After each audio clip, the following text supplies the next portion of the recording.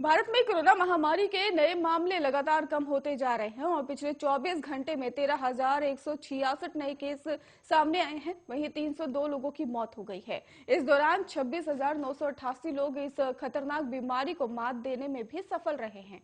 शुक्रवार को जारी हुए केंद्रीय स्वास्थ्य मंत्रालय के आंकड़ों के अनुसार कहा जा रहा है कि भारत में ही नए मामले जोड़ने के बाद अब तक कोरोना के कुल मामलों की संख्या 28,94,345 हो गई है। हालांकि सक्रिय मामलों की संख्या घटकर 1,34,235 हो गई है और शुक्रवार 8 बजे तक आई डाटा के मुताबिक ही 302 नई मौतों के साथ ही कोरोना से मरने वालों की संख्या 5,13,226 हो गई है। वहीं 19 दिन में ही कोरोना के एक दिन में ही मिलने वाले मामलों की संख्या 1 लाख से भी कम बनी है।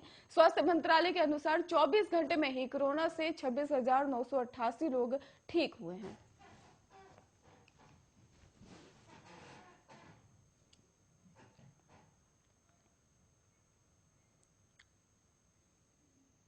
रूस और यूक्रेन के बीच बदतर हो चुके हालात के बीच ही रूस ने अमेरिका के तमाम आर्थिक प्रतिबंधों को दरकिनार कर दिया है, लेकिन लगता है कि अमेरिका के सामने दूसरा कोई रास्ता भी नहीं बचा है।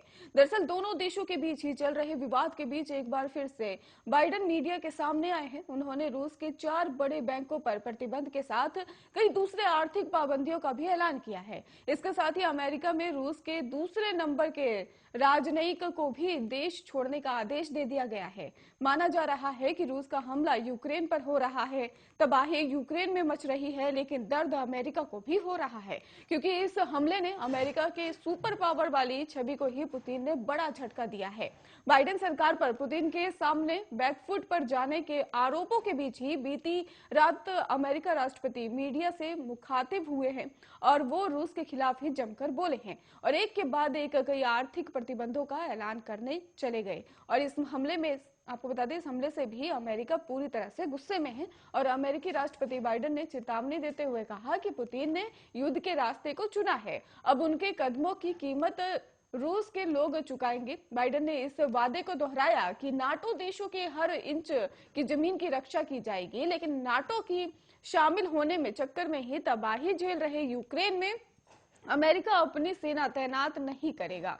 हालांकि आज फिर दुनिया की निगाहें जो बाइडेन पर होंगी, क्योंकि उनके मुताबिक रूस यूक्रेन युद्ध के हालात पर आज नाटो देशों के साथ ही अमेरिका की बड़ी बैठक है और रूस यूक्रेन युद्ध के हालात पर ही आज नाटो देशों के साथ अमेरिका की बड़ी बैठक होने वाली है।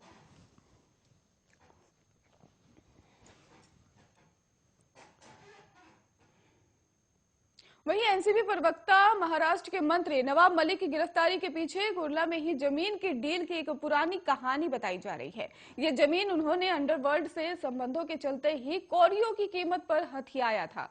ईडी ने मलिक की गिरफ्तारी के बाद इस कहानी का पर्दाफाश कर बताया है कि कैसे 300 करोड़ की जमीन की डील मलिक ने महज कुछ लाखों रुपए में कर ली थी।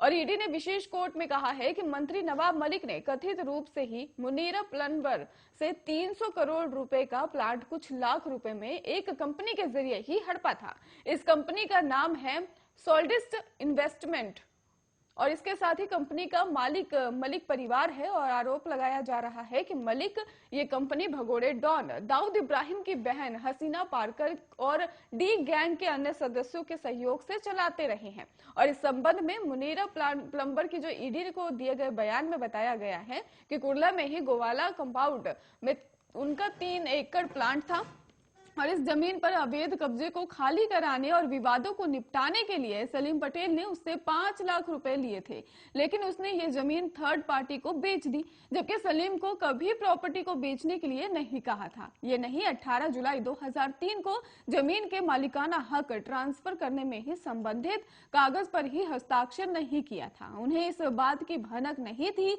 कि सलीम पटेल ने ये जमीन किसी दूसरे को बेच दी।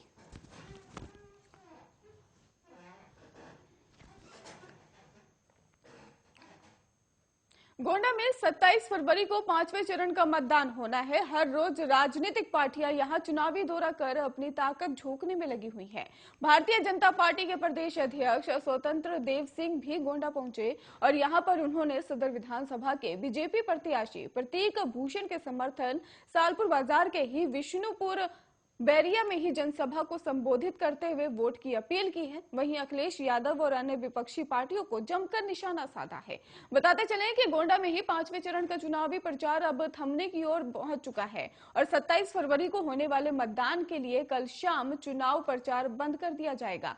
इससे पहले सभी राजनीतिक दल के नेता अपने अपने प्रत्याशियों के पक्ष में जनसभाएं कर रहे हैं और इसी के तहत ही गोंडा के सदर विधानसभा क्षेत्र के सालपुर बाजार के ही विष्णुपुर बेरैया गांव पहुंचे भारतीय जनता पार्टी के प्रदेश अध्यक्ष स्वतंत्र देव सिंह ने ही एक जनसभा को संबोधित किया और सदर विधानसभा से प्रत्याशी प्रतीक भूषण शरण सिंह के लिए वोट की अपील की है। भाजपा प्रदेश अध्यक्ष स्वतंत्र देव सिंह ने ही समाजवादी पार्टी पर जमकर निशाना साधा है। उन्होंने मंच से कहा है कि हम जन मन की बात करते हैं, सपा वाले दल की बात करते हैं। हमारा लक्ष्य है गरीबों का कल्याण करना और सपा का लक्ष्य है गुंडों का कल्याण करना। मेरे शासन का लक्ष्य है दुनिया के निवेशक हिंदुस्तान आवे और लेकिन सपा का लक्ष्य है कि दुनिया के आतंकवाद हिंदुस्तान आवे। उन्होंने कहा कि किसानों को बिजली के लिए तरसाया, ट्यूबवेल के लिए कनेक्शन के लिए भटकाया और गुंडों से जमीन लुटवाया और योगी जी मोदी जी ने इस तरह के कार्यों को पूरी तरह बंद करवाया। मित्रों, यही योगी शासन है।